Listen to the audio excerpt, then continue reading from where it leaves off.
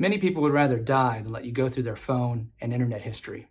But did you know that many of today's cars actually pull all that data straight from your phone and put it into the car, where it might be discoverable after an auto wreck? I'm attorney Ted Sink, and there's a lot that you might not know about what your car knows about you. That can include the ability to pull in your contacts, your locations, even when you're outside of the car from maps and other apps. You might have given it permission without even knowing it. In fact, since 2014, there's been a mandatory black box inserted in every car out there on the road, every new car. And they've been out there since the 1990s in many cars, but they've been more limited. Since 2014, there's a full electronic data recorder, EDR, that keeps information that happens about what happens to the car and about what you do in the car just prior to a wreck. Some of this information can be shocking. For example, did you brake before the wreck? That tells me a lot about whether you were looking at the road.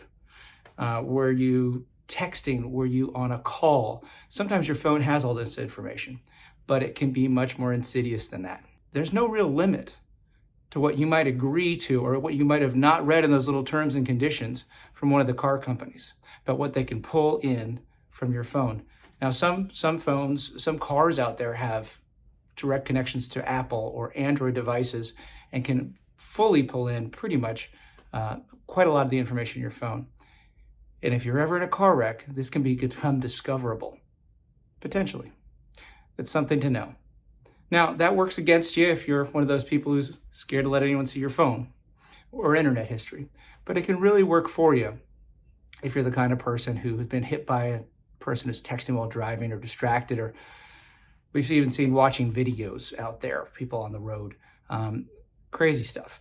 Now, that's great if you've been wrongfully injured. And a lot of these wrecks we see these days, there are a lot of wrecks that do involve some distracted driving. Now, that could include things like looking at Facebook or responding to texts or any of the number of things we do on our cell phones.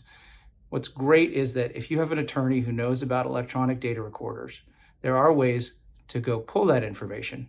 And you'll need the right case. You won't want to do it in every case because it can take some time and effort and money that may not make it worth it for every case. But for the right case, boy, can it be a game changer.